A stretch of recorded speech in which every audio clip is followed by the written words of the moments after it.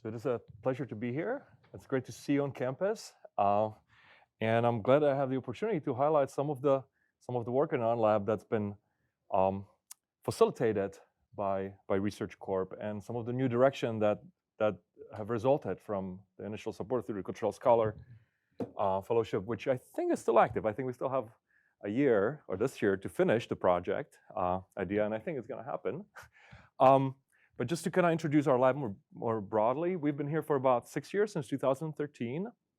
And our primary focus is on glycans, carbohydrates or sugars. And we are interested in them as molecules that can store and transfer information in biology. And we are in the chemistry and biochemistry department, and the main tools of our research are the design of materials, synthetic materials that mimic natural carbohydrate-based molecules, and also we develop chemical biology tools to engineer glycan presentations on cells. And we have two broad areas of research right now in our lab. One focuses on using glycans at cell surfaces to guide their differentiation into cell types for use in biomedical applications, such as tissue regeneration. And the other one is focused on trying to understand how glycans are sensed by proteins or by viruses, by pathogens, and how that information that's encoded in their structure could be translated. But when we started here in 2013, one of the primary focuses in our lab was to try to see whether we could use sugars on surfaces of cells to control differentiation. And so here's the biological system, if I may, that we're very much interested in. It's called the glycocalyx. And it's the immediate interface on the surface of cells composed of glycolipids and glycoproteins. And they're sort of shown here. And you can think of it as a forest on the cell surface, where you have large trees carrying a large number of copies of sugars that could be branched, or they could be long polysaccharides, or they could be this little underbrush formed of glycolipids. And these glycans are then recognized by proteins and on other cells or in extracellular matrix. And but they can also facilitate interactions of signals with the cell surface, such as growth factors. And that was the area where we decided to get started. In fact, if you engineer cells, embryonic stem cells, for instance, to remove these structures, as shown here, you stop their ability to interact with growth factors. And these growth factors are very important as signals that initiate signaling pathways at the cell surface that eventually lead to gene expression and differentiation. And so what we thought we could do potentially would be to take these polysaccharides, some of these structural motifs, and organize them in synthetic materials and train them to interact with growth factors. And once we find materials that can do that selectively with growth factors, then we can insert them to the cell surface of stem cells where we remove the native structures. That was the big idea at the beginning. And so we were able to accomplish that by chopping down these polysaccharides into the individual disaccharide repeating motifs and reassembling them on synthetic polymers, and then use simple lipids to just insert them into the membrane of cells. We teach in organic chemistry that like dissolves like, and that's exactly what happens here. The polymers that have little lipids on the end will be inserted. And we found very early on that we can actually now activate signaling pathways through these materials. The cells are able to sense growth factors again, and we can measure the signaling pathways downstream. But we can also guide their differentiation. So if they can't sense growth factors, they don't differentiate. If we insert our materials that we designed and developed, the cells can now continue differentiation. And we've shown now that we can induce embryonic stem cell differentiation into neural cells, into mesodermal cells. Most recently, in the work that we'll be publishing soon, we've been able to control adipogenesis in cells and actually control the way they uptake glucose, for instance, after they differentiate into adipocytes.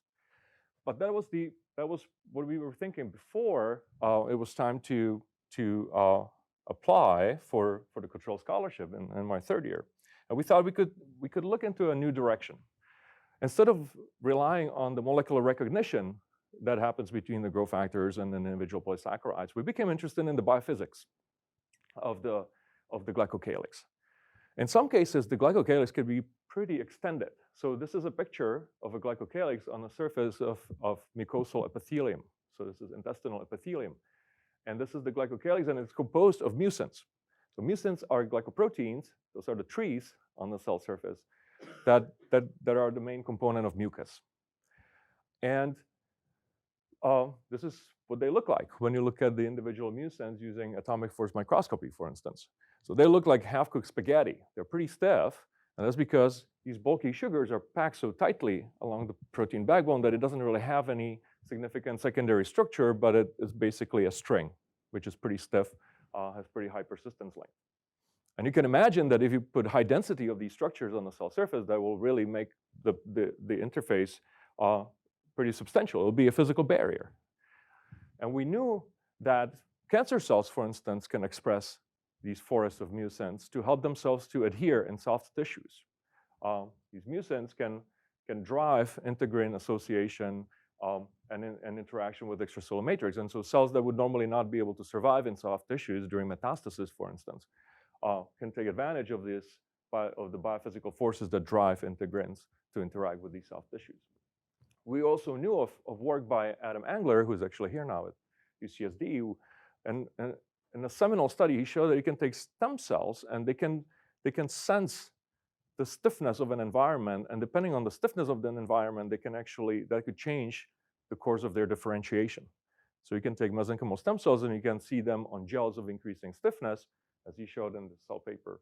And that can then result in differentiation into neurons or fat cells or bone cells, depending on how stiff the substrate was.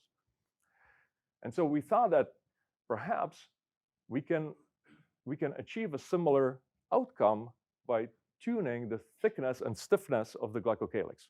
Right? So we can maybe impart an intrinsic property to these cells.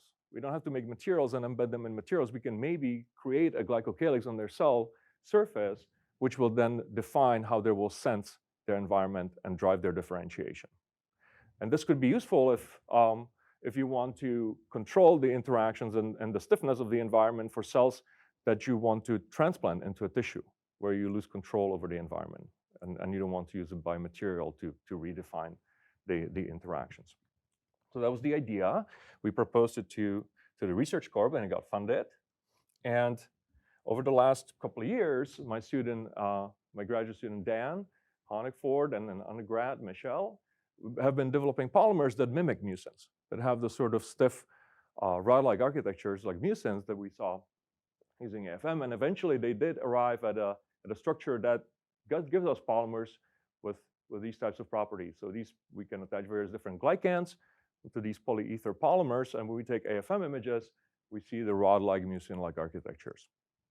And now what they've shown is that we can actually insert these materials onto the surface of mesenchymal stem cells, and that controls how they sense the environment and how they spread. So for instance, and I don't know if you can see it very well, probably not, but if we can take mesenchymal stem cells and we see them on soft gels, they sort of bowl up. They don't really adhere very well. They don't spread. But when we incubate them with increasing concentration of these polymers, they behave now, they spread on the soft gels, and they behave like they would be seated on a stiff substrate.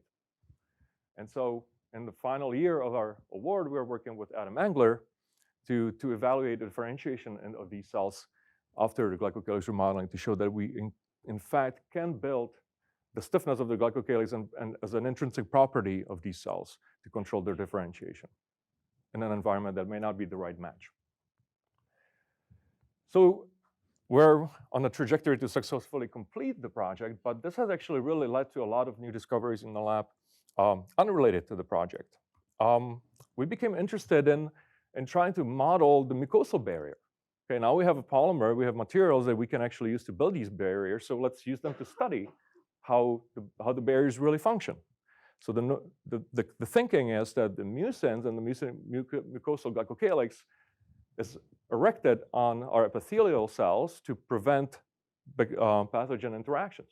So for instance, it should block viral influenza virus binding to the cell surface.